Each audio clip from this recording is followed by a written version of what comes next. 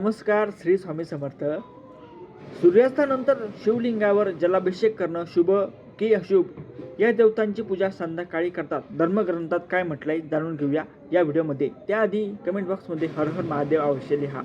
तर श्रावण महिना भगवान शिवाला समर्पित मानला जातो. यामुळे सूर्यास्तानंतर किंवा रात्री शिवलिंगाला पाणी अर्पण करता येते का, असा प्रश्न बरेकांना पडतो. तर जाणून घेऊया धर्मशास्त्र काय सांगते ते. तर हे पहा, शिवभक्त ज्या महिन्याची आतुरतेने वाट पाहत होते तो श्रावण महिना अखेर सुरू झाला आहे. हा महिना भगवान शंकरांना समर्पित मानला जातो. या काळामध्ये शिवभक्त आपापल्या श्रद्धेनुसार भगवान शंकरांची पूजा करत आहेत आणि जलाभिषेक देखील करत आहेत. सध्या शिव मंदिरामध्ये प्रचंड गर्दी असल्यामुळे अनेकदा भक्तांच्या मनात हा प्रश्न निर्माण होतो की संध्याकाळी किंवा सूर्यास्तानंतर शिवलिंगाला जलाभिषेक करता येतो का, धर्मग्रंथात याला परवानगी आहे का, किंवा सूर्यास्तानंतर पाणी अर्पण करण्यात काही पाप आहे का.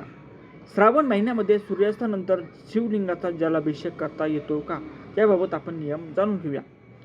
तर धार्मिक मान्यतेनुसार श्रावण महिन्यामध्ये भक्त त्यांच्या सोयीनुसार आणि पूजेच्या शुभ मुहूर्तावर सूर्यास्तानंतर देखील शिवलिंगाचा जलाभिषेक करू शकतात.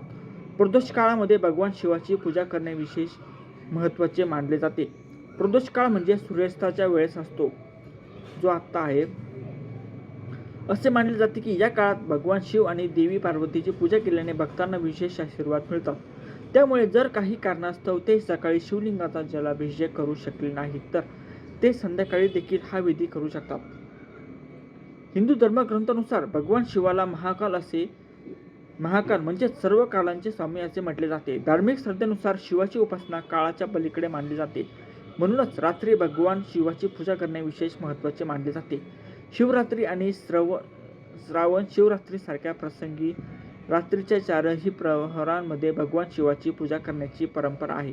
म्हणूनच रात्री शिवलिंगाचा जलाभिषेक करणे हे देखील धार्मिकदृष्ट्या योग्य मानले जाते. प्रदोष काळामध्ये शिवपूजेचे महत्त्व काय.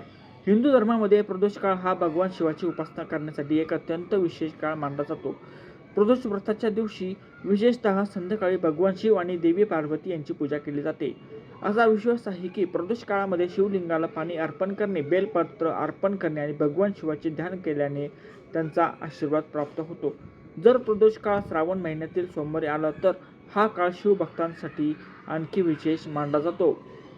धार्मिक मान्यतेनुसार काही विशिष्ट देवतांच्या उपासनेसाठी संध्याकाळ आणि रात्र महत्त्वाची मानली जाते. अनेक ठिकाणी संध्याकाळी किंवा रात्री देवी महाकाली, भगवान हनुमान, काळभैरव आणि शनिदेव यांची पूजा करण्याची परंपरा देखील प्रचलित आहे. त्याचबरोबर प्रदोष काळात भगवान शिवाची पूजा करणे विशेष फलदायी मानले जाते. तर कमेंट बॉक्समध्ये हर हर महादेव अवश्य लिहा आणि व्हिडिओ आवडला असेल तर लाईक करा, शेअर करा आणि चॅनलला सबस्क्राईब करा.